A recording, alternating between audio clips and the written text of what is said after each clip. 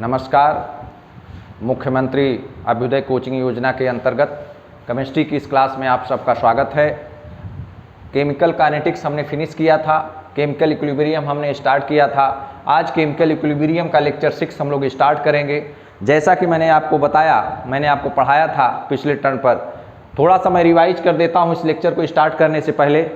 मैंने पिछले टर्न पे आपसे ही बताया था कि केपी केसी में क्या संबंध होता है। तो आपने कहा था कि KP is equal to KC RT की पावर डेल्टा एन होता है। और यहाँ पर डेल्टा एन क्या होता है? Delta n is equal to product के गैस के मोलों की संख्या माइनस रिएक्टेंट में गैस के मोलों की संख्या। इन चीज़ों को डिस्कस करते हुए हमने ये बताया था कि अगर डेल्टा एन की वैल्यू 0 होगी तो केपी केसी के बराबर होगा। अगर delta n is greater than 0 होगा then Kp is greater than Kc होगा, and if delta n is less than 0 then Kp is less than Kc होगा। तो इन सब चीज़ों को डिस्कस करते हुए आज हम लोगों को पढ़ना है relative vapour density and degree of dissociation. कई बार एग्जाम में इससे क्वेश्चन आया हुआ है। रिलेटिव वेपर डेंसिटी, हेडिंग डालिए, relative vapour density and degree of relative vapour density, relative vapour density, relative vapour density and relative vapour density and degree of dissociation, degree of dissociation, degree of dissociation. Degree of dissociation को लिखा जाता है alpha से, alpha से इसको denote किया जाता है। तो ये आप हेडिंग डाल दीजिए। कई बार प्रश्न वेरी इंपॉर्टेंट, इसे डायरेक्ट फार्मूले पर न्यूमेरिकल आए हुए हैं IIT JEE और नीट में, relative vapour density and degree of dissociation alpha. लेकिन फार्मूला डिराइव करने से पहले, बताने से पहले मैं आपको डिग्री ऑफ डिसोसिएशन बताना चाहता हूं। जैसा कि आप इंटरमीडिएट में पढ़ के आए हैं कि डिग्री ऑफ डिसोसिएशन क्या होता है। तो अगर कोई भी इलेक्ट्रोलाइट ब्रेक हो रहा है किसी भी सॉल्यूशन में या सॉल्वेंट में, तो डिग्री ऑफ डिसोसिएशन का मतलब ये होता है कि जितना अमाउंट उसका ब्रेक हो जाए। किसी भी सॉल्यूशन में, सॉल्वेंट में, कोई भी सल्यूट है, वो जितना ब्रेक हो जाए, जितना percent, that is known as degree of dissociation. Degree of dissociation को अगर हम डिफाइन करें तो अल्फा से लिखा जाता है और इसका फार्मूला होता है number of molecules dissociated, number of molecules dissociated, number of molecules dissociated upon total number of molecules taken, total number of molecules taken। जितने मॉलिक्यूल आप ले रहे हैं उसमें से जितने मॉलिक्यूल टूट जा रहे हैं, ब्रेक हो जा रहे हैं, that is degree of dissociation. तो alpha is equal to number of molecules dissociated upon total number of molecules taken, this is the degree of dissociation. जितना आपके पास है, जितने मॉलिक्यूल हैं, उसका जितना फ्रैक्शन ब्रेक हो जाए, that fraction is known as the degree of dissociation. तो इसको आप नोट कर लीजिए। क्योंकि डिग्री ऑफ डिसोसिएशन हमको निकालना है, अल्फा निकालना है, लेकिन ये जानना चाहिए कि डिग्री ऑफ डिसोसिएशन क्या है। तो degree of dissociation is the number of molecules dissociated upon total number of molecules taken. हम मान रहे हैं कि कोई भी एक मॉलिक्यूल है A, ये चेंज होके दे रहा है B, और B के कितने मॉलिक्यूल मिल रहे हैं या कितने स्पीसीज मिल रहे हैं? Y। तो A is converted into YB। तो जैसा कि हम लोग डिस्कस कर चुके हैं पहले भी, इसके इनिशियल मोलों की संख्या और फिर इक्विलिब्रियम पर मोलों की संख्या। तो इनिशियल स्टेज में number of moles at T is equal to 0। हमने मान लिया कि इसके मोलों की संख्या है 1। तो जब रिएक्शन स्टार्ट नहीं हुई है, ये ब्रेक नहीं हो रहा है T बराबर 0 टाइम पर, तो प्रोडक्ट के मोलों की संख्या क्या होगी? What will be number of moles of product. जब रिएक्शन स्टार्ट ही नहीं हुई है, कोई अभिक्रिया हो ही नहीं रही है, केवल रिएक्टेंट के मॉलिक्यूल हैं, तो उनके मोलों की संख्या मैंने 1 माना, तो इसके मोलों की संख्या हो जाएगी 0। अल्फा डिग्री ऑफ डिसोसिएशन माना है। तो किसी भी आयन की कंसंट्रेशन C अल्फा या Y अल्फा, तो मैंने माना कि एट इक्विलिब्रियम पर, अब अगर जैसे हम वहाँ निकालते थे at equilibrium number of moles, at equilibrium number of moles, बताइए भाई। मैंने माना है कि डिग्री ऑफ डिसोसिएशन क्या है, अल्फा है, तो ये वैल्यू हो जाएगी वाई अल्फ़ा, और यहाँ पर क्या बचेगा 1 minus Y alpha, 1 minus alpha. कारण क्या है कि यहाँ पर वाई बी के मॉलिक्यूल की संख्या क्या थी, वाई था, और इसलिए वाई से मल्टीप्लाई हो गया, अल्फ़ा में वाई से मल्टीप्लाई हो गया तो वाई अल्फ़ा हो गया, और इसके मोलों की संख्या 1 माइनस अल्फ़ा। यहाँ पर वाई अल्फ़ा क्यों नहीं किया भाई, क्यों? क्योंकि alpha is the degree of dissociation, मतलब कि ए टूट करके बी दे रहा है, ब्रेक होकर के बी दे रहा है, तो बी के मॉलिक्यूल की संख्या कितनी है, वाई है। तो अगर इसके टूटने की संख्या अल्फ़ा है 20%, अल्फ़ा का मतलब डिग्री ऑफ डिसोसिएशन 30%, 50% या 60% है, तो उसमें वाई से मल्टीप्लिकेशन हो जाएगा। जैसे मैंने कहा कि इसका डिग्री ऑफ डिसोसिएशन 20 है, तो इक्विलिब्रियम पर इसके मोलों की संख्या कितनी हो जाएगी, y इंटू 20। अगर मैंने कहा इसका डिग्री ऑफ डिसोसिएशन 50 है, तो आप कहेंगे इसके इक्विलिब्रियम पर y इंटू 50। अगर मैंने कहा कि इसका डिग्री ऑफ डिसोसिएशन 60 है, तो y इंटू 60। तो इस टाइप से अगर मैंने कहा इसका डिग्री ऑफ डिसोसिएशन अल्फ़ा है, तो आपने कहा y अल्फ़ा। तो ये समझ लीजिएगा, बहुत बच्चे इसको समझ नहीं पाते हैं कि कैसे ये अल्फ़ा हुआ, कैसे y हुआ, कैसे y अल्फ़ा हुआ।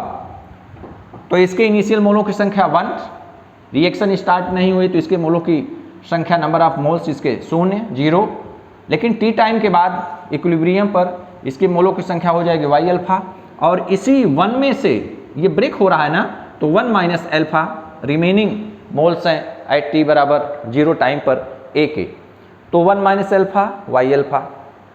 अब अगर हम टोटल नंबर ऑफ मोल्स निकालें तो इसके मोलों की संख्या प्लस इसके मोलों की संख्या हम ऐड कर देंगे ना, total number of moles, total number of moles at equilibrium, साम्यावस्था पर, तो 1 minus alpha plus Y alpha.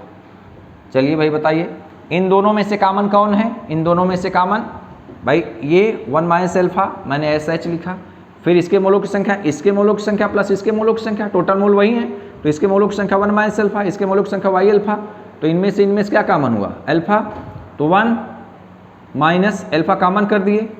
देखिए भाई 1 यहाँ से क्या कर दिए, अल्फ़ा कॉमन कर लिए, अल्फ़ा अगर हम कॉमन कर लें यहाँ से तो क्या बचेगा, ये 1 minus alpha plus Y alpha, alpha common कर लिए, अल्फ़ा कॉमन कर लिए तो क्या बचा, y minus 1, y minus 1, 1 plus alpha y minus 1।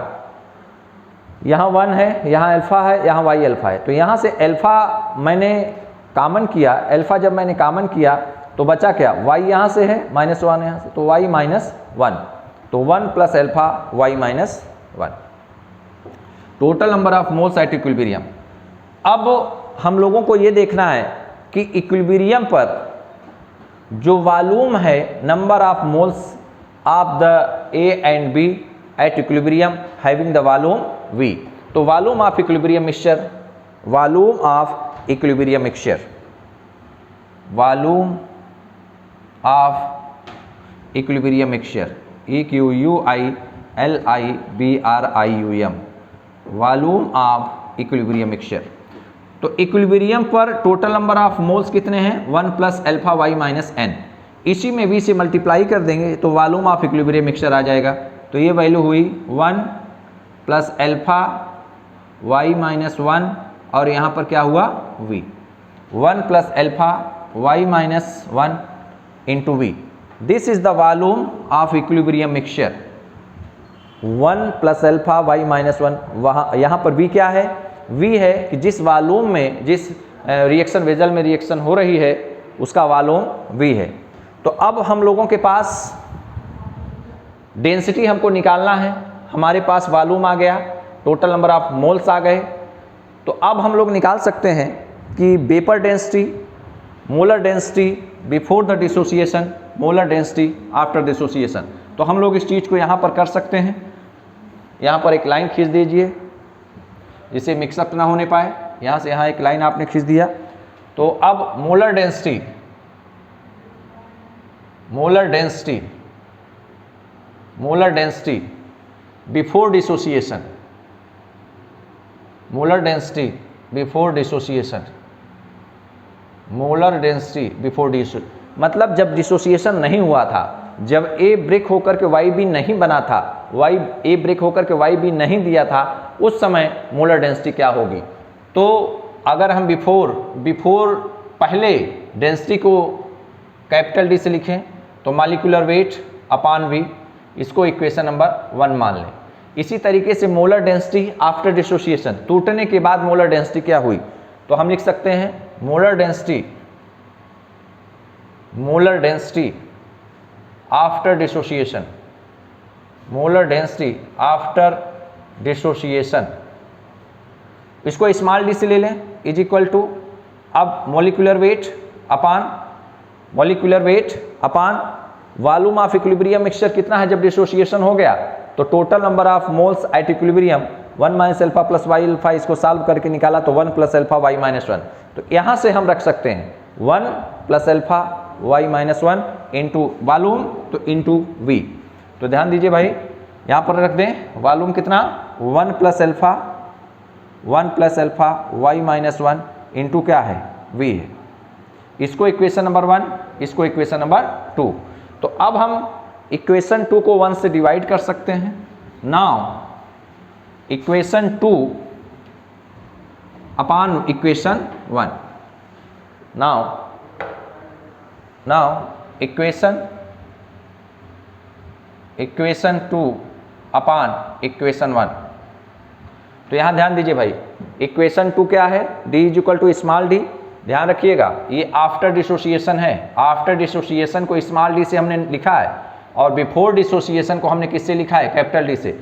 यही गलती होती है बच्चे से, जो कैपिटल डी है, कैपिटल डी वो बिफोर डिसोसिएशन, सार्टिक देखिए बी है तो डी है और यहाँ ए है तो डी है, ठीक। तो बिफोर डिसोसिएशन बड़ा डी, बिफोर बी है तो बी से बड़ा आप मान सकते हैं, बी से बिग मान सकते हैं। बी बिफोर अगर आया तो बी से बिग डी, बी से स्टार्ट हो रहा है बिग डी और यहाँ पर ए से स्टार्ट हो रहा है तो आप स्मॉल डी। एक आपने क्लियर कर लिया तो दूसरा आप क्लियर कर लेंगे। तो इक्वेशन 2 अपान इक्वेशन 1, इक्वेशन 2 क्या है, इक्वेशन 2 है D is equal to M upon 1 plus alpha Y minus 1 into B. Equation 1 क्या है, डी एम अपान बी। तो इक्वेशन 2 बताइए, इक्वेशन 2 में क्या है, इक्वेशन 2 तो D upon D is equal to equation 2 M upon 1 plus alpha Y minus 1 into क्या है वी है, अपान इक्वेशन 1 में क्या है m upon V, m upon V. देखिए जो बायो के बच्चे हमारे साथ जुड़े हुए हैं उनको मैंने एक दिन बताया था मैथमेटिक्स का एक कॉन्सेप्ट, x अपान वाई कहीं पर है, p अपान क्यू है, तो ये x अपान वाई तो ऐसे ही रहता है इंटू, इसको हम इन्वर्ट कर देते हैं, x अपान वाई तो ऐसा सच रहता है, p अपान क्यू चेंज होके बनाता है q अपान p, राइट। इसी तरीके से अगर 5 अपान 7 8 अपान 9 कहीं है तो इसकी वैल्यू हो जाएगी 5 अपान 7 इंटू, इसको इन्वर्ट करिए 9 अपान 8। उसी तरीके से यहाँ बताइए, उसी तरीके से d upon D is equal to ये कितना होगा m upon 1 plus alpha Y minus 1 into क्या है v है, इंटू ये v ऊपर m नीचे, ये ना इस v से v कैंसिल, m से m कैंसिल, तो d अपान डी अपान 1 प्लस एल्फा वाई माइनस 1, इसको इधर मल्टीप्लाई कर दीजिए ऐसे, बिल्कुल ट्रायंगुलर तिर्यक मल्टीप्लिकेशन, इसका मल्टीप्लिकेशन इससे, इसका मल्टीप्लिकेशन इससे, ऐसे होगा ना। तो ये वैल्यू क्या हुई, और या तो आप ऐसे कर लीजिए कि d को इधर करिए, d के नीचे d चला जाएगा, जैसे अगर और इसको इस साइड कर दीजिए तो ये वैल्यू यहाँ पर शिफ्ट होकर ऐसे आएगी। यहाँ पर मैं लिख देता हूँ, यहाँ पर मैं लिख देता हूँ, देखिए यहाँ पे, तो ये d अपान डी है। अगर हम इसको ऊपर ले जाएं, इसको ऊपर रखें d कैपिटल D, और इस d को जो स्मॉल d है इसको अगर हम नीचे रखें तो ये भी वैल्यू तो इन्वर्ट हो जाएगी ना। अगर इसको इन्वर्ट करेंगे तो ये भी इन्वर्ट हो जाएगा। अगर हम इसको इन्वर्ट करें तो इसको इन्वर्ट किया तो क्या पाया d upon D is equal to, तो ये भी तो इन्वर्स हो जाएगा, तो ये ऊपर जाएगा, ये पूरी क्वांटिटी ऊपर जाएगी, 1 नीचे रहेगी, तो 1 का कोई मतलब नहीं है। 1 plus alpha Y minus 1। Okay, तो यहाँ से देखिए भाई, यहाँ से देखिए इस क्वांटिटी को हम इसी साइड रहने दें और इसको इधर कर दें, तो d upon d minus 1 is equal to alpha Y minus 1। इसको सॉल्व किया तो d minus D upon D is equal to alpha Y minus 1। तो यहाँ से एल्फा हम निकाल सकते हैं, यहाँ से हम एल्फा निकाल सकते हैं, यहाँ से हम एल्फा निकाल सकते हैं। तो एल्फा बराबर आया d minus D upon d और यहाँ पर y minus 1। This is your final formula, this is the degree of dissociation. तो alpha is equal to d minus D upon D Y minus 1। यहाँ पर एल्फा क्या है, डिग्री ऑफ डिसोसिएशन। यहाँ पर कैपिटल D क्या है, this is the molar density before dissociation. Small d क्या है, मोलर डेंसिटी आफ्टर डिसोसिएशन। ये d after dissociation molar density. y is the number of molecules of B, number of moles of B 1 है। तो इसलिए सारी जितने भी notification हैं इसमें वो आपको याद रहना चाहिए। तो यही फाइनल फार्मूला आपको याद रखना है, यही फाइनल फार्मूला आपको याद रखने की आवश्यकता है। तो alpha is equal to D minus D upon D Y minus 1। This is the molar density before and after dissociation relating the degree of dissociation. तो फाइनली लिख लीजिए, जहाँ पर अब नीचे नोट करके एक लिख लीजिए कि डेरिवेशन कोई ज़रूरी नहीं आपसे पूछे, डेरिवेशन आपसे नहीं पूछेगा, ये कॉम्पिटिटिव ऑब्जेक्टिव एग्जाम है। लेकिन डेरिवेशन करने से 10 मिनट समय देने से, 5 मिनट समय देने से हमारे दिमाग में फिगर क्लियर हो गया कि कैसे ए ब्रेक हो रहा है, वाई क्या है, अल्फा क्या है। तो नोट करके लिख लीजिए कि डिग्री ऑफ डिसोसिएशन और मोलर डेंसिटी में क्या रिलेशन होता है, क्या संबंध होता है। तो finally alpha is equal to, देखिए भाई, alpha is equal to capital D, फिर कौन आएगा, नीचे रूरल है कि स्मॉल डी। कहाँ से फिनिश हुआ, स्मॉल डी से, तो नीचे स्मॉल डी से ही शुरू करिएगा, यहाँ डी से, और ब्रैकेट में क्या है, y माइनस 1। तो दिस इज योर वेयर जहाँ सारी चीज़ें आप लिख लीजिए। Alpha is equal to degree of dissociation, alpha is equal to degree of dissociation. Small d, capital D बोलिए, molar density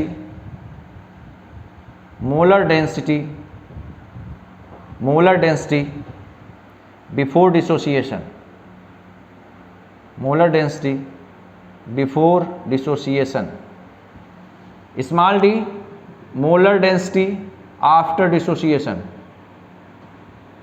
molar density after dissociation. y क्या है, y number of moles of B, number of moles of B।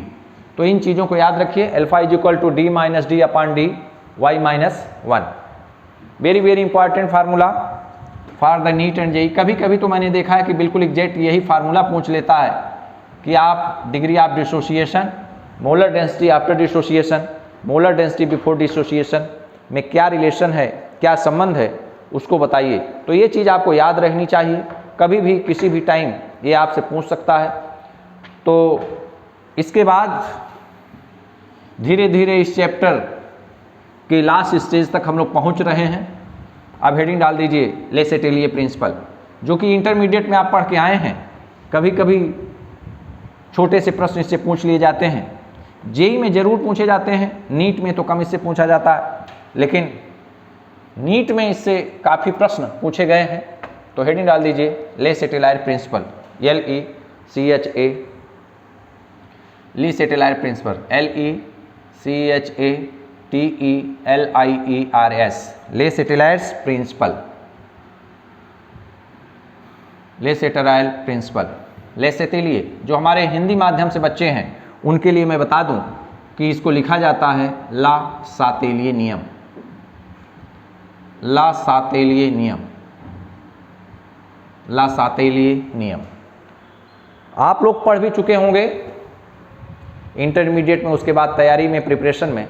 आज लेकिन फिर से मैं एक बार इसको डिस्कस कर रहा हूँ। लासातेलिए प्रिंसिपल क्या है, लासातेलिए सिद्धांत क्या है। लासातेलिए कहते हैं कि अगर कोई भी सिस्टम इक्विलिब्रियम में है, इस टाइप से मैं कहूँ ए और बी एक दूसरे के इक्विलिब्रियम में है। इक्विलिब्रियम की सारी कैरेक्टरिस्टिक मैं आपको बता चुका हूँ।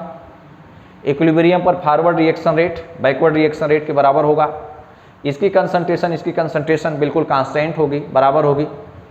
लेकिन लासातेलिए ये कहते हैं कि अगर इसकी इक्विलिब्रियम पर, स्टेज ऑफ इक्विलिब्रियम पर हम टेम्परेचर बढ़ाएं घटाएं, प्रेशर को घटाएं बढ़ाएं, कंसंट्रेशन या कैटलिस्ट या इनर्ट गैस का एडिशन करें, तो ये इक्विलिब्रियम डिस्टर्ब होता है।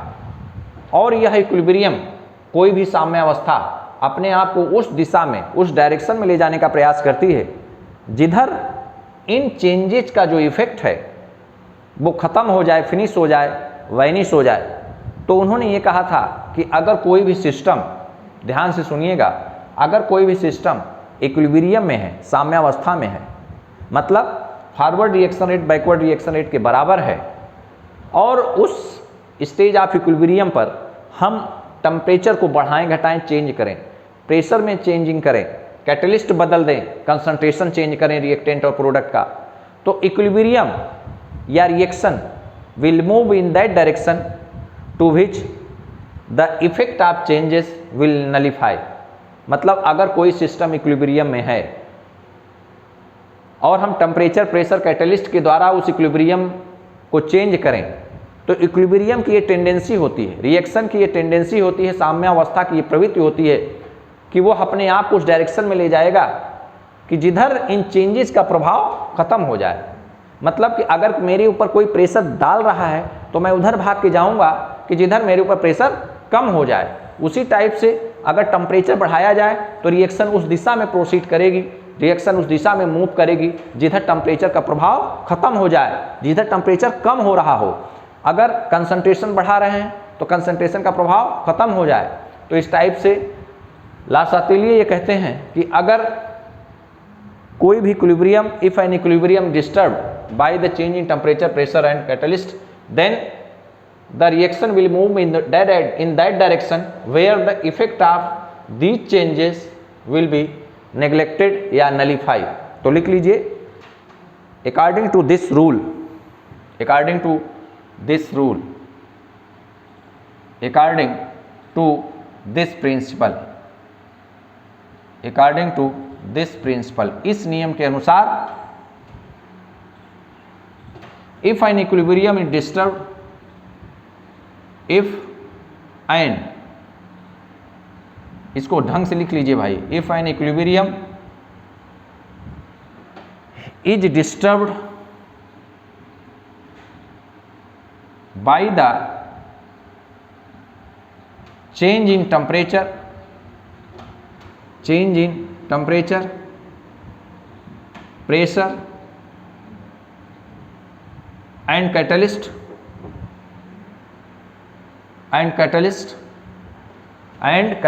then the reaction will move, then the reaction will move or shift to that direction, to that direction towards which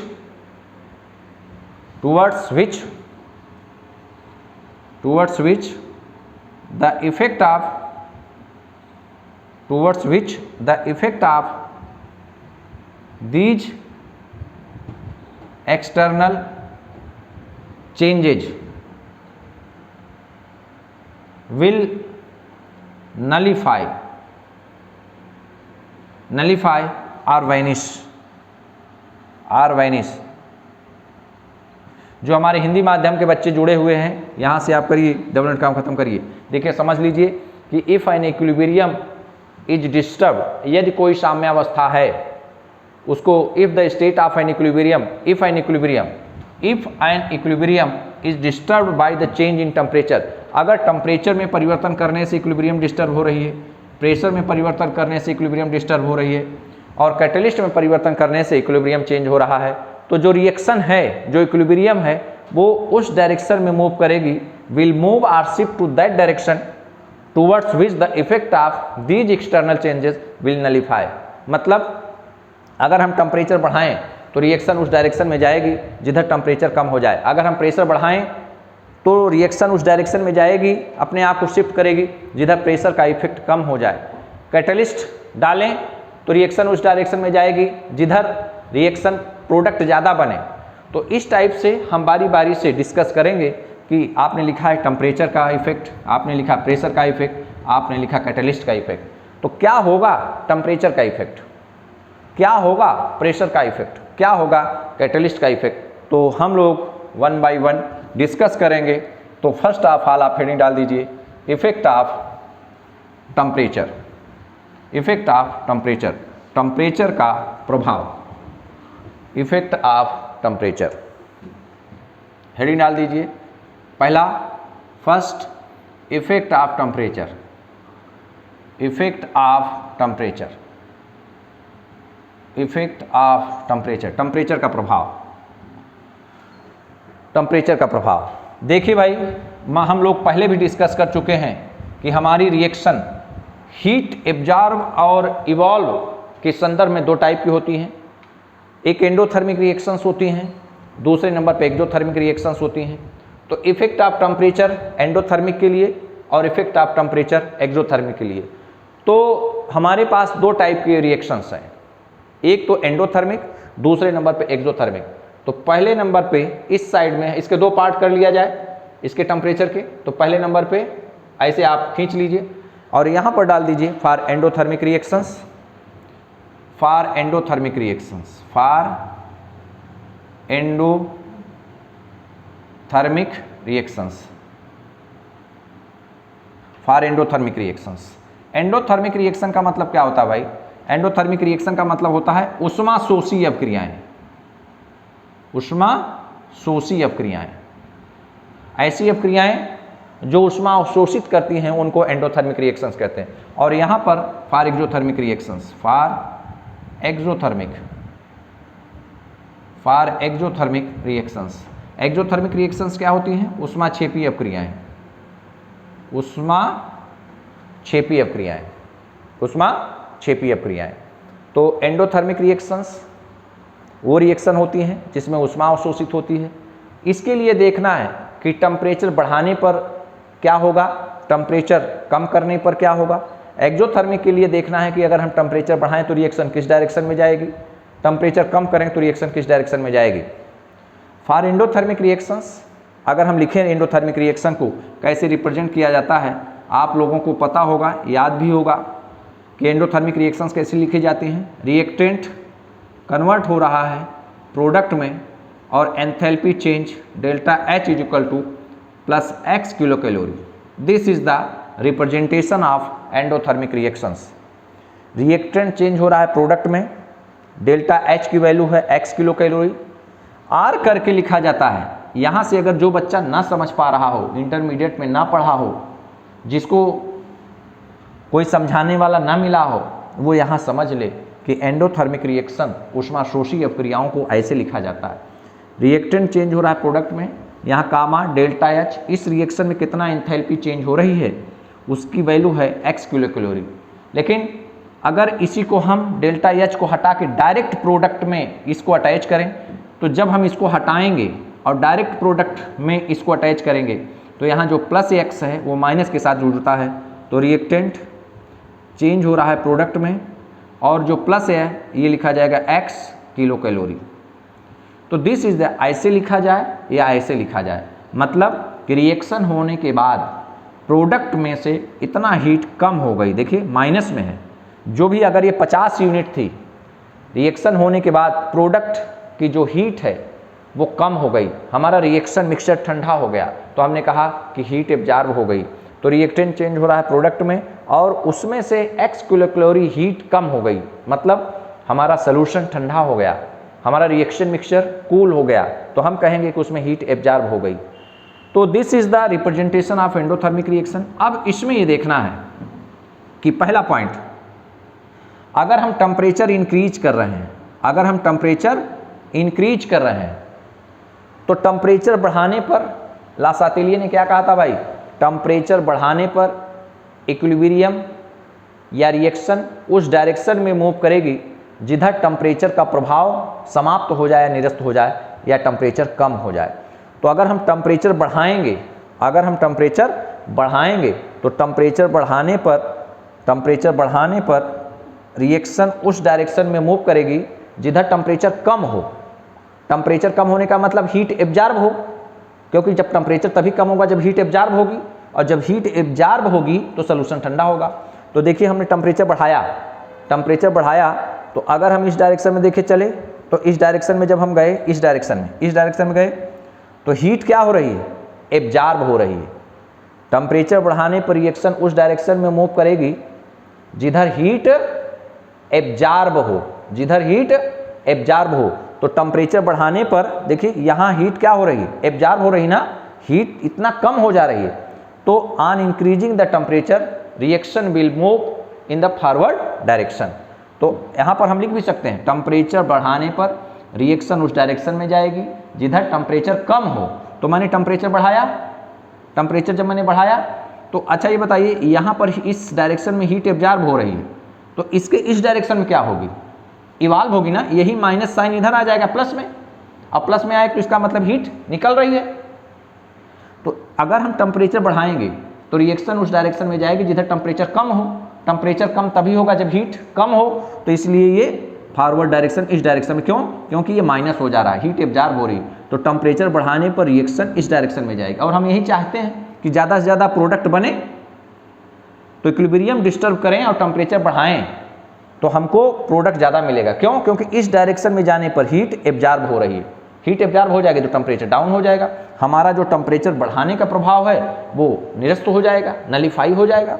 तो on increasing the temperature reaction will move in the forward direction. तो ऐसे भी लिख सकते हैं और ऐसे भी लिख सकते हैं, ऑन इंक्रीजिंग द टेम्परेचर, लिख लीजिए, on increasing the temperature reaction will move, reaction will move in forward direction, reaction will move in forward direction। Second point बताइए, अगर हम टेम्परेचर कम करें तो टेम्परेचर कम करने पर रिएक्शन उधर जाएगी जिधर टेम्परेचर बढ़े। तो रिएक्शन, अगर हम टेम्परेचर यहाँ आज इंक्रीजिंग द टेम्परेचर, लेकिन अगर हम टेम्परेचर घटाएंगे तो रिएक्शन उधर जाएगी जिधर टेम्परेचर बढ़े। तो यहाँ देखिए इधर हीट एब्जॉर्ब हो रही है, टेम्परेचर घट रहा है, लेकिन इसके अपोजिट क्या होगा, इधर हीट एब्जॉर्ब होगी, इधर हीट इवाल्व होगी, यही माइनस से इधर आ जाएगा प्लस में, टेम्परेचर बढ़ेगा। और टेम्परेचर जब बढ़ेगा तो हम टेम्परेचर क्या कर रहे हैं, घटा रहे हैं, तो रिएक्शन कहेगा कि भाई हम इस डायरेक्शन में चलेंगे। चूंकि टेम्परेचर आप घटा रहे हो लेकिन हम उस डायरेक्शन में जाएंगे जिधर टेम्परेचर बढ़ रहा है। तो on decreasing the temperature reaction will move in the endothermic के लिए ध्यान रखिए, एंडोथर्मिक के लिए on increasing the temperature reaction will move in forward direction. जो एंडोथर्मिक रिएक्शन है उनके लिए रिएक्शन फॉरवर्ड डायरेक्शन में जाएगी टेम्परेचर को इंक्रीज करने पर। लेकिन on decreasing the temperature, on decreasing the temperature reaction will move in backward direction, in backward direction, reaction will move in backward direction. Okay, यहाँ पर ये बात फिनिश हुई। अब यहाँ एक लाइन खींच दीजिए, इसी तरह से हम लिखेंगे अब एक्सोथर्मिक रिएक्शंस के लिए। तो एंडोथर्मिक में मैं फिर बता दे रहा हूँ, रिएक्टेंट चेंज हो रहा है प्रोडक्ट में, डेल्टा एस की वैल्यू एक्स किलोकैलोरी। यहाँ पर रिएक्टेंट प्रोडक्ट में चेंज हो रहा है। अगर इस डेल्टा एच को हटा के लिखें, इसको रिमूव कर दें, तो यहाँ पर जो प्लस है वो माइनस के साथ आएगा। एक्सोथर्मिक में इसका जस्ट अपोजिट होगा। तो मैंने कहा कि टेम्परेचर बढ़ाने पर रिएक्शन उस डायरेक्शन में जाएगी जिधर टेम्परेचर कम हो। तो इस साइड में हीट एब्जॉर्ब हो रही, टेम्परेचर बढ़ाने पर ये रिएक्शन इस डायरेक्शन में जाएगी, फॉरवर्ड डायरेक्शन है। लेकिन अगर हम टेम्परेचर कम करें तो रिएक्शन बैकवर्ड डायरेक्शन में जाएगी। एक्सोथर्मिक रिएक्शंस क्या होती हैं? एक्सोथर्मिक रिएक्शंस वो होती हैं जिनमें हीट इवाल्व हो, रिएक्टेंट चेंज हो रहा है प्रोडक्ट में। डेल्टा एच बराबर बताइए, delta H is equal to अब प्लस एक्स रहेगा कि minus x? Minus x kilo calorie, delta H बराबर minus x kilo calorie. R करके इसको हटा के लिखें, इसको रिमूव करके लिखें, डायरेक्ट एक्स के फॉर्म में लिखें तो आर करके, रिएक्टेंट चेंज हो रहा है प्रोडक्ट में, और यहाँ पर हो जाएगा plus x kilo calorie, x kilo calorie, x kilo calorie, x kilo calorie. इसके लिए आप लोग अब बता सकते हैं यह रिएक्शन एक्सोथर्मिक है, रिएक्टेंट चेंज हो रहा है प्रोडक्ट में, और प्रोडक्ट मिल रहा है, इसके अलावा इतनी हीट मिल रही है, इतनी हीट, ये देखिए इतनी हीट इवाल्व हो रही है, निकल रही है, एक्स किलो कैलोरी हीट निकल रही है, ये हीट है, तो इसका मतलब एक्सोथर्मिक है ना, ये हीट इवाल्व्ड, हीट इवाल्व्ड का मतलब एक्सोथर्मिक, एक्सोथर्मिक का मतलब ऊष्माक्षेपी। तो अब पहला पॉइंट क्या है कि अगर हम टेम्परेचर बढ़ाएं तो टेम्परेचर बढ़ाने पर रिएक्शन उस डायरेक्शन में शिफ्ट करेगी जिधर टेम्परेचर कम हो। अगर टेम्परेचर हम बढ़ा रहे हैं तो क्या रिएक्शन इस डायरेक्शन में जाएगी? तो देखिए अगर हम टेम्परेचर बढ़ा रहे हैं, अज्यूम कर रहे हैं कि रिएक्शन इस डायरेक्शन में जाएगी, तो टेम्परेचर बढ़ाने पर अगर इस डायरेक्शन में गई, यहाँ तो प्रोडक्ट मिल रहा है और इतना अमाउंट ऑफ हीट मिल रहा है, हीट निकल रही, तो टेम्परेचर अपने आप बढ़ेगा? नहीं भाई, टेम्परेचर हम बढ़ा रहे हैं तो रिएक्शन उस डायरेक्शन में जाएगी जिधर टेम्परेचर का प्रभाव समाप्त हो जाए। तो यहाँ तो हीट निकल रही है, तो इसके अपोजिट साइड में, इसके अपोजिट साइड में हीट क्या होगी? एब्जॉर्ब होगी। भाई इधर प्लस है तो इसको अगर ट्रांसफर करके लाएंगे तो इधर माइनस एक्स होगा। इधर हीट अगर इवाल्व हो रही है तो इधर हीट एब्जॉर्ब होगी। तो टेम्परेचर बढ़ाएंगे तो रिएक्शन उस डायरेक्शन में मूव करेगी, शिफ्ट करेगी जिधर टेम्परेचर कम हो। तो इधर हीट एब्जॉर्ब हो रही है तो इधर टेम्परेचर कम होगा। तो इसका मतलब कि ऑन इंक्रीजिंग जो एंडोथर्मिक रिएक्शंस थी उनमें तो टेम्परेचर बढ़ाने पर रिएक्शन फॉरवर्ड डायरेक्शन में जा रही थी, टेम्परेचर कम करने पर बैकवर्ड डायरेक्शन में। लेकिन जो एक्सोथर्मिक रिएक्शन है, समझ लीजिए कि देखिए यह रिएक्टेंट कन्वर्ट हो रहा है प्रोडक्ट में, प्रोडक्ट मिल रहा है और x किलो कैलोरी आप हीट मिल रही है, इतनी हीट निकल रही है, इवाल्व हो रही है, इसी को ऊष्माक्षेपी कहते हैं, एक्सोथर्मिक कहते हैं। अगर हम टेम्परेचर बढ़ाएं तो ये इक्विलिब्रियम उस डायरेक्शन में जाएगा जिधर टेम्परेचर का प्रभाव निरस्त हो जाए। तो इधर तो हीट निकल रही, इधर तो बहुत ज़्यादा टेम्परेचर है, क्यों भाई? इधर तो बहुत ज़्यादा टेम्परेचर है। तो बच्चा कहता है सर ये बैकवर्ड डायरेक्शन में जाए, क्यों? क्योंकि इधर हीट अगर इवाल्व हो रही तो इधर एब्जॉर्ब होगी, यहाँ ये प्लस है तो इधर आएगा तो माइनस में। तो इसका मतलब कि एक्सोथर्मिक, अगर हम टेम्परेचर बढ़ाएं तो रिएक्शन क्या इस डायरेक्शन में जाएगी? नहीं सर, रिएक्शन इस डायरेक्शन में मूव करेगी। तो ऑन इंक्रीजिंग द टेम्परेचर, अगर हम टेम्परेचर बढ़ाएं, ऐसे मैं लिख दे रहा हूँ, on increasing the temperature reaction will move in backward direction, reaction will move on increasing the temperature, reaction, ऐसे मैं एरो बना दे रहा हूँ, shift backward direction, backward direction. आप लोग भी मेरे साथ नोट करते चलिए। फिर सेकेंड पॉइंट, अगर टेम्परेचर को कम कर दिया जाए, टेम्परेचर को कम कर दिया जाए तो रिएक्शन, टेम्परेचर ये कामा है, रिएक्शन फॉरवर्ड डायरेक्शन में जाएगी ना, फॉरवर्ड डायरेक्शन। तो हमारे पास दो बातें हैं भाई, यहां पर ध्यान रखिएगा। मैंने टी लिखा है टेम्परेचर के लिए, ये जो एरो मैंने लगाया है वो इंक्रीजिंग के लिए, और मैंने रिएक्शन को बताया है कि रिएक्शन शिफ्ट करेगी बैकवर्ड डायरेक्शन में, रिएक्शन शिफ्ट, यहां पर लिख दीजिए शिफ्ट, शिफ्ट यहां लिख दीजिए शिफ्ट, और यहां पर रिएक्शन शिफ्ट करेगी फॉरवर्ड डायरेक्शन में। तो भाई हमारे पास दो चीजें हैं, एंडोथर्मिक और एक्सोथर्मिक रिएक्शन। एंडोथर्मिक के लिए आपने पाया कि टेम्परेचर इंक्रीज करने पर रिएक्शन फॉरवर्ड डायरेक्शन में जाएगी। यहाँ पर आपने पाया एक्सोथर्मिक के लिए कि टेम्परेचर इंक्रीज करने पर रिएक्शन बैकवर्ड डायरेक्शन में जाएगी। और एक कॉन्सेप्ट आपका क्लियर हो गया कि टेम्परेचर इंक्रीज करने पर क्या होगा, तो डिक्रीज करने पर आप निकाल लेंगे। यहाँ पर टेम्परेचर इंक्रीज करने पर क्या होगा, तो डिक्रीज करने पर आप निकाल लेंगे। तो इस तरह से इसी चीज़ को हम समराइज कर लें तो हम लिख सकते हैं, यहाँ पर हम लोग लिख सकते हैं, दैट इज़ करके इतना आप उतार लिए होंगे, लिख लिए होंगे, और इसी के नीचे आप लोग लिखिएगा दैट इज़ करके, इसी के नीचे आप लोग लिखिएगा दैट इज़ करके। फाइनली हम लोगों को क्या मिला, एक बॉक्स बना लेंगे, एक बॉक्स बना लेंगे। फाइनली हम लोगों को एक चीज़ क्या मिली, ला सातीलिये से रिलेटेड।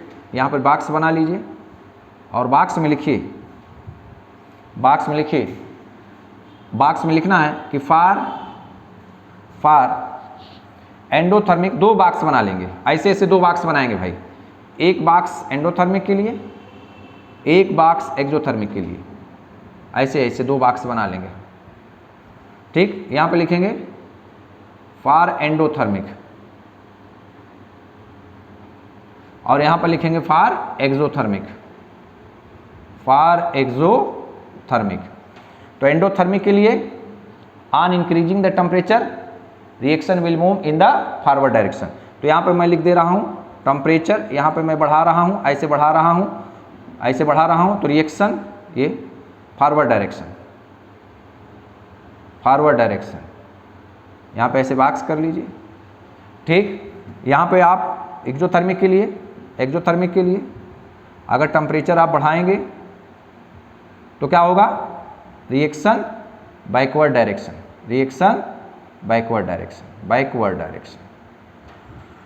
तो एंडोथर्मिक के लिए टेम्परेचर बढ़ाने पर रिएक्शन फॉरवर्ड डायरेक्शन, ये डायरेक्शन है DIRECTION, और यहाँ पर बैकवर्ड डायरेक्शन। एंडोथर्मिक के लिए रिएक्शन फॉरवर्ड डायरेक्शन में टेम्परेचर बढ़ाने पर, और एक्सोथर्मिक के लिए टेम्परेचर बढ़ाने पर रिएक्शन बैकवर्ड डायरेक्शन में जाएगी।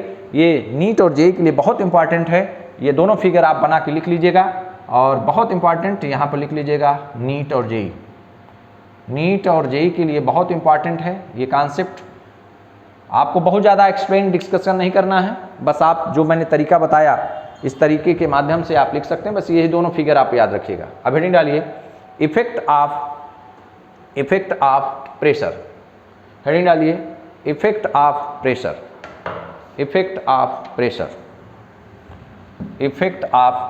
Second effect of pressure. आप के सामने हम लोग डिस्कस किए, हम आप दोनों लोग मिलकर के डिस्कस किए। ला सातीलिये प्रिंसिपल ये कहता है कि अगर किसी भी इक्विलिब्रियम को टेम्परेचर, प्रेशर और कैटलिस्ट के द्वारा डिस्टर्ब किया जाए तो रिएक्शन उस डायरेक्शन में जाएगी जिधर इन चेंजेस का जो इफेक्ट है वो फिनिश हो जाए।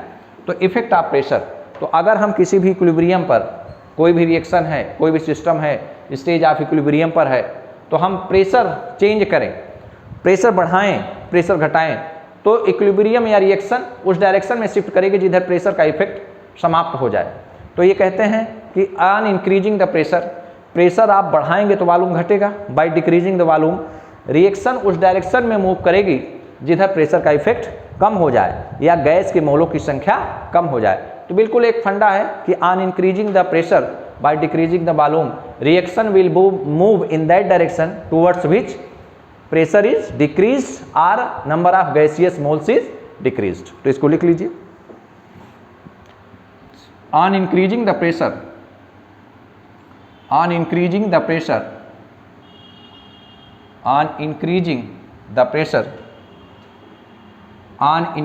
pressure, और कैसे प्रेशर अगर इंक्रीज हो रहा है तो वॉल्यूम क्या होगा, घटेगा, bye decreasing the volume.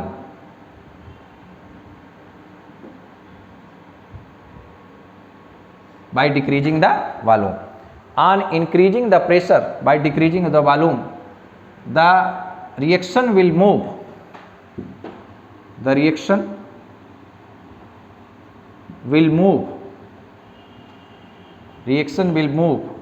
in that direction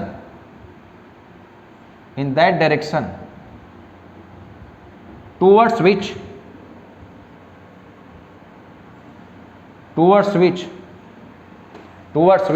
pressure is decreased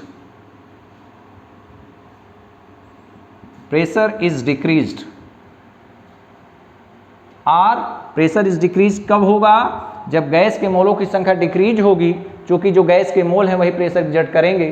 तो pressure is decrease are number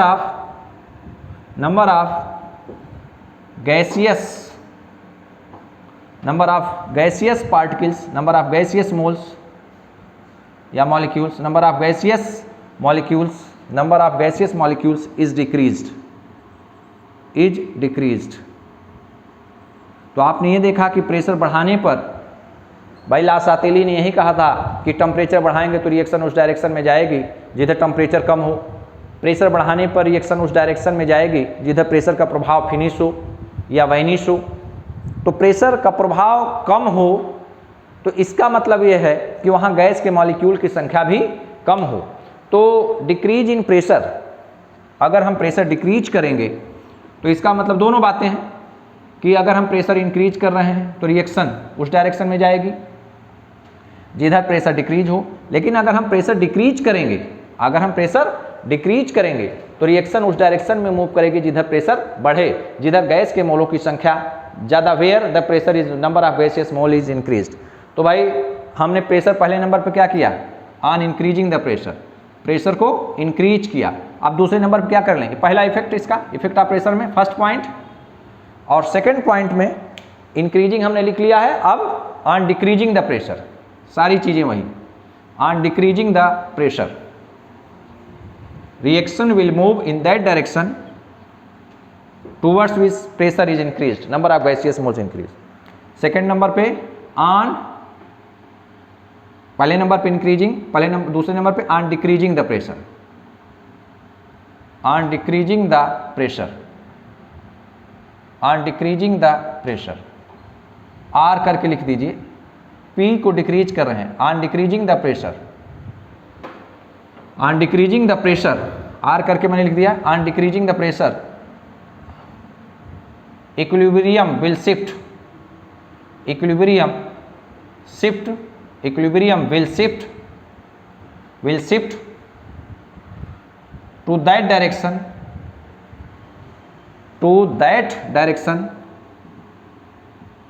towards which pressure is increased, pressure is increased, pressure is increased। Pressure increase होने का मतलब प्रेशर बढ़े ना भाई, प्रेशर क्या हो, इंक्रीज करे, इसका मतलब प्रेशर इंक्रीज करेगा, number of gaseous moles is increase, number of gaseous moles is increased, number of gaseous moles is increased, number of gaseous moles is increased. इसको आप ब्रैकेट कर लीजिएगा। अगर आपने प्रेशर घटाया है तो रिएक्शन उस डायरेक्शन में जाएगी जिधर प्रेशर बढ़े, और प्रेशर बढ़ने का मतलब नंबर ऑफ गैस के मॉलिक्यूल बढ़ें। तो आपने दो पॉइंट देखा, पहले नंबर पे प्रेशर को आपने इंक्रीज किया तो रिएक्शन उस डायरेक्शन में मूव करेगी जिधर प्रेशर कम हो, गैस के मोलों की संख्या कम हो। दूसरे नंबर पर आपने प्रेशर को कम किया तो रिएक्शन उस डायरेक्शन में मूव करेगी जिधर प्रेशर अधिक हो, गैस के मोलों की संख्या अधिक हो। तो अगर हम देखें तो कोई भी गैसियस रिएक्शन है उसमें गैस के मोलों की संख्या को देख करके हम बता देंगे कि सर प्रेशर की एक कंडीशन रखिए जिससे ज़्यादा से ज़्यादा प्रोडक्ट बने। तो तीसरे पॉइंट पर, थर्ड नंबर पे, effect of pressure also depends on the delta N G, effect of pressure also depends, effect of pressure, third point, effect of pressure also depends, third point, effect of pressure, third point है effect of pressure also depends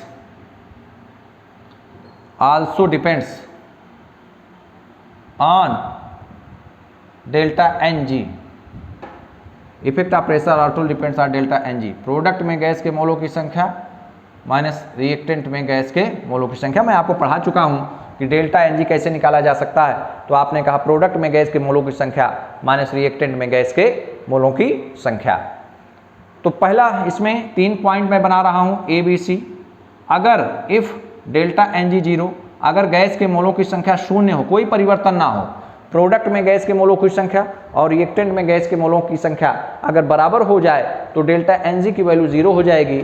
delta N G जैसे 0 हुआ मतलब कि ना तो gas के मोल product में कम है, ना तो गैस के मोल रिएक्टेंट में कम है। तो आप किधर देखेंगे कि गैस के मोलों की संख्या किधर कम हो रही है, किधर ज़्यादा हो रही है, तो हम कहेंगे there is no effect of, ये बहुत पूछा गया है, there is no effect of pressure, there is no effect, there is no effect of pressure, there is no effect of pressure, pressure का कोई प्रभाव नहीं होगा। कई बार पूछा गया, ये कई बार पूछा गया, वेरी वेरी इंपॉर्टेंट, ये कई बार पूछा गया भाई। सेकेंड बी नंबर पे, if delta N G, if delta N G greater than zero, अगर डेल्टा एन जी की वैल्यू ज़्यादा है, ये ज़्यादा कब आएगा भाई? डेल्टा एन जी बराबर क्या होता है? प्रोडक्ट में गैस के मोलों की संख्या माइनस रिएक्टेंट में गैस के मोलों की संख्या। तो ये ज़्यादा तभी आएगा जब ये प्रोडक्ट में गैस के मोलों की संख्या ज़्यादा हो ना, ये 4 हो, ये 3 हो, ये 7 हो, ये 2 हो, ये 8 हो, ये 6 हो। तो प्रोडक्ट में गैस के मोलों की संख्या, इसका मतलब क्या हुआ? ब्रैकेट में लिख लीजिए कि NP gaseous is greater then NP reactant this. इसका मतलब तो यही हुआ ना, अगर डेल्टा एनजी की वैल्यू ज़्यादा है, डेल्टा एनजी का मतलब ज़्यादा होने का मतलब प्रोडक्ट में गैस के मोलों की संख्या ज़्यादा हो, किसमें? रिएक्टेंट में। तो प्रोडक्ट में गैस के मोलों की संख्या ज़्यादा होने का मतलब कि प्रोडक्ट में गैस के मॉलिक्यूल की संख्या बढ़ रही है, गैस के मॉलिक्यूल की संख्या बढ़ेगी तो उनका प्रेशर भी ज़्यादा होगा और प्रेशर प्रोडक्ट की तरफ बढ़ेगा। तो अगर हम प्रेशर इंक्रीज करेंगे तो reaction will move in backward direction. तो अगर हम प्रेशर इंक्रीज करें, प्रेशर इंक्रीजेज, देन रिएक्शन, समझ लीजिए, अगर डेल्टा एनजी की वैल्यू ग्रेटर देन जीरो है, पॉजिटिव है, प्रोडक्ट में गैस के मोलों की संख्या ज़्यादा होगी, रिएक्टेंट में गैस के मोलों की संख्या कम होगी। प्रोडक्ट में गैस के मोलों की संख्या ज़्यादा होगी, प्रोडक्ट में गैसियस मॉलिक्यूल ज़्यादा है तो वो ज़्यादा प्रेशर डालेंगे। इसका मतलब प्रोडक्ट में ज़्यादा, प्रोडक्ट की तरफ बढ़ने पर प्रेशर ज़्यादा हो रहा है। तो प्रोडक्ट की तरफ ज़्यादा होने का मतलब ये हुआ कि अगर हम प्रेशर बढ़ाएंगे तो रिएक्शन उस डायरेक्शन में जाना चाहिए जिधर प्रेशर का प्रभाव कम हो जाए, तो बैकवर्ड डायरेक्शन मूव करेगी। तो अगर pressure increases then reaction will move in backward direction,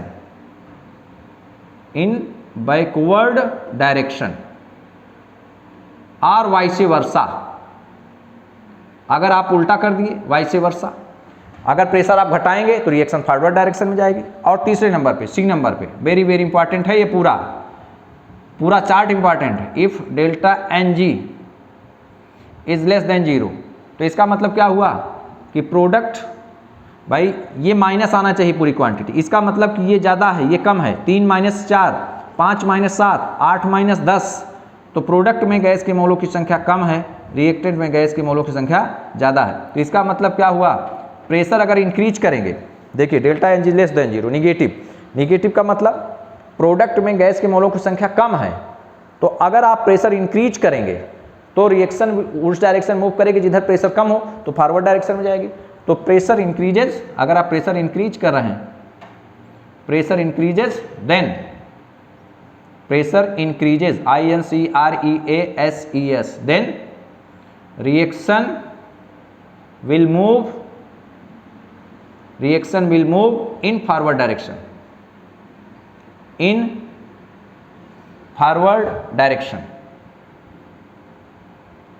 और वाइस वर्सा।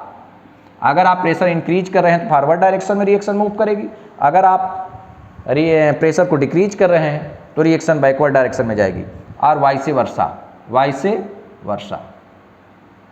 वर्सा। चलिए भाई, आइए हम लोग डिस्कस करते हैं इस चीज़ को। ये ग्राफ, ये पूरा का पूरा जो चार्ट ये बना हुआ है, ये वेरी इंपॉर्टेंट है। तो मैं एक बार फिर से प्रेशर को डिस्कस कर देता हूँ, बता देता हूँ कि प्रेशर का जो इफेक्ट है, अगर हम प्रेशर बढ़ाएंगे तो इक्विलिब्रियम या रिएक्शन उस डायरेक्शन में मूव करेगी जिधर प्रेशर का इफेक्ट समाप्त हो जाए, फिनिश हो जाए। तो मैंने बताया कि अगर आप प्रेशर बढ़ाएंगे तो रिएक्शन उस डायरेक्शन में मूव करेगी जिधर प्रेशर कम हो जाए, जिधर गैस के मॉलिक्यूल की संख्या कम हो जाए। लेकिन अगर आप प्रेशर घटाएंगे तो रिएक्शन उस डायरेक्शन में मूव करेगी जिधर गैस के मॉलिक्यूल की संख्या बढ़े। अगर गैस के मॉलिक्यूल की संख्या डेल्टा एन जी की वैल्यू दोनों तरफ बराबर है, प्रोडक्ट में गैस के मोल की संख्या, रिएक्टेंट में गैस के मॉलिक्यूल की संख्या बराबर है, तो उसके ऊपर कोई प्रभाव नहीं पड़ेगा। लेकिन अगर डेल्टा एन जी की वैल्यू ज़्यादा है, प्रोडक्ट में गैसियस मोल्स ज़्यादा है, तो रिएक्शन आप प्रेशर बढ़ाएंगे तो रिएक्शन बैकवर्ड डायरेक्शन में। और अगर डेल्टा एन जी की वैल्यू कम है, प्रोडक्ट में गैस के मॉलिक्यूल की संख्या कम है, तो आप प्रेशर बढ़ा रहे हैं, प्रोडक्ट में गैस के मॉलिक्यूल की संख्या कम है, आप प्रेशर बढ़ा रहे हैं तो रिएक्शन फॉरवर्ड डायरेक्शन में मूव करेगी। तो this is the effect of pressure. तो अगर इसी बेसिस पर आपसे हम पूछें कि एक एग्जांपल आपको दें कि इसमें बताइए प्रेशर बढ़ाया जाए कि घटाया जाए, N2 gaseous plus O2 gaseous, ये चेंज होके बना रहा है ट्वाइस NO। तो ये एग्जाम्पल है, मैं एक एग्जाम्पल दे रहा हूँ। तो ये बताइए यह कोई एक गैसियस रिएक्शन है, इसमें सारे कंपोनेंट गैसेज हैं, इसमें प्रेशर का इफेक्ट बताइए। प्रेशर कम किया जाए तो ज़्यादा NO बनेगा नाइट्रिक ऑक्साइड, कि प्रेशर बढ़ाया जाए तो ज़्यादा NO बनेगा। तो सर गैस के मोलों की संख्या देख लिया जाए, अगर गैस के मोलों की संख्या दोनों तरफ बराबर है तो कोई प्रभाव नहीं। अगर गैस के मोलों की संख्या प्रोडक्ट में ज़्यादा है तो हम प्रेशर बढ़ाएंगे तो रिएक्शन बैकवर्ड डायरेक्शन में जाएगी। अगर गैस के मोलों की संख्या कम है, डेल्टा NG कम है, तो अगर हम प्रेशर बढ़ाएंगे तो रिएक्शन फॉरवर्ड डायरेक्शन में जाएगी। तो यहाँ पर देखा जाए प्रोडक्ट में गैस के मोलों की संख्या 2 है, रिएक्टेंट में गैस के मोलों की संख्या 1 और 1 कितना है भाई? अगर हम डेल्टा NG निकालने का प्रयास करें तो प्रोडक्ट में गैस की मोल की संख्या 2 है और यहाँ रिएक्टेंट में 1 और 1 2 है, तो वैल्यू क्या हो गई 0। तो डेल्टा NG की वैल्यू 0, डेल्टा NG की वैल्यू क्या हो गई 0 या 0 हो गई। तो क्या प्रभाव पड़ेगा प्रेशर का? No sir, there is no effect of pressure. तो यहाँ पर आप कह देंगे no effect of pressure, no effect of pressure, no effect of pressure, no effect of pressure. Okay, और एक बच रहा इसमें इफेक्ट ऑफ कैटलिस्ट, हेडिंग डाल दीजिए effect of catalyst. 3rd number पे किसी भी इक्विलिब्रियम पर कैटलिस्ट का क्या इफेक्ट होगा, इसको हम ऑलरेडी डिस्कस कर चुके हैं, लेकिन फिर भी आज दोबारा एक बार हम लोग इसको डिस्कस करेंगे। इफेक्ट ऑफ 3rd नंबर पे effect of catalyst, effect of catalyst, उत्प्रेरक का क्या प्रभाव होगा? तो भाई आप लोगों ने पढ़ा होगा, हमने पढ़ाया होगा, बताया होगा, आप लोग जानते भी हैं कि इक्विलिब्रियम पर कैटलिस्ट का कोई भी प्रभाव नहीं पड़ता है, बस इक्विलिब्रियम कैटलिस्ट की प्रेजेंस में जल्दी स्टेब्लिश हो जाती है। तो यहाँ पर हम लिख सकते हैं no effect of catalyst, there is no effect of catalyst, there is no effect of catalyst on equilibrium, but equilibrium is established earlier, but equilibrium is established earlier। Catalyst का कोई भी प्रभाव साम्य अवस्था पर नहीं होता है, उसको अल्टर नहीं कर सकता, उसको चेंज नहीं कर सकता, बल्कि साम्य अवस्था को थोड़ा एक कैटलिस्ट जल्दी ला देता है। जो 8 मिनट 1 घंटे बाद आती वो 1 घंटा पहले आ जाती है। तो इफेक्ट ऑफ टेम्परेचर मैंने बताया कि एंडोथर्मिक रिएक्शन फॉरवर्ड डायरेक्शन में जाएंगी टेम्परेचर बढ़ाने पर, एक्सोथर्मिक बैकवर्ड डायरेक्शन में आएंगी। प्रेशर बढ़ाने पर रिएक्शन उस डायरेक्शन में जाएगी जिधर प्रेशर खत्म हो जाए, प्रेशर का प्रभाव निरस्त हो जाए। कैटलिस्ट का कोई इफेक्ट नहीं पड़ता, कैटलिस्ट केवल इक्विलिब्रियम को जल्दी स्टेब्लिश कर देती है। तो इसके बाद हम लोग डिस्कस करेंगे इसमें कंसंट्रेशन का इफेक्ट, हम लोग डिस्कस करेंगे इसमें एडिशन ऑफ इनर्ट गैसेस का इफेक्ट। लेकिन आज इस लेक्चर को मैं यही फिनिश करता हूँ, यही समाप्त करता हूँ। लेकिन जैसा कि हम लोगों की पुरानी परंपरा रही है कि हम लेक्चर को फिनिश करने से पहले समराइज करते हैं, तो आज हम लोगों ने क्या पढ़ा है इसको मैं समराइज कर देता हूँ। आज हमने स्टार्टिंग किया था रिलेटिव वेपर डेंसिटी से और डिग्री ऑफ डिसोसिएशन से। तो रिलेटिव वेपर डेंसिटी और डिग्री ऑफ डिसोसिएशन मैंने आपको बताया कि जितना फ्रैक्शन, जितना पार्ट ब्रेक हो जाए किसी भी मॉलिक्यूल का, वह इसका डिग्री ऑफ डिसोसिएशन है। डिग्री ऑफ डिसोसिएशन को लिखा जाता है अल्फा से। मैं रिवाइज कर रहा हूँ भाई, आज का लेक्चर मैं रिवाइज कर रहा हूँ। अल्फा बराबर number of molecules dissociated upon total number of molecules taken, मैंने यही बताया था। और फाइनली मैंने एक इक्विलिब्रियम लिया, ए चेंज हो रहा है YB में, इसकी मॉलिक्यूल संख्या 1, इसकी 0, इसके Y अल्फा, इसकी 1 माइनस अल्फा। तो फाइनली जो मैंने रिलेशन निकाला डिग्री ऑफ डिसोसिएशन का, आप लोग बताते चलिए कैपिटल D माइनस D। तो जहाँ से आपने फिनिश किया D लिया और Y माइनस 1। जहाँ पर big D molar density before dissociation, after dissociation. फिर मैंने आपको बताया ले सेटेलाय प्रिंसिपल। ले सेटेलाय प्रिंसिपल ये कहता है कि कोई भी इक्विलिब्रियम पर अगर टेम्परेचर, प्रेशर और कैटलिस्ट चेंज करिए तो ये इक्विलिब्रियम चेंज हो जाती है और एक नया इक्विलिब्रियम स्टेब्लिश हो जाता है। तो इनका प्रभाव निरस्त करने के लिए इक्विलिब्रियम उस डायरेक्शन में मूव करती है जिधर इनका इफेक्ट नलीफाई हो जाए, वैनिश हो जाए। तो लेसेटेलिये कहता है कि if an equilibrium is disturb by changing temperature, pressure and catalyst, then the reaction will move in that direction towards which the effect of these external factors is vanished, खत्म हो जाए, समाप्त हो जाए।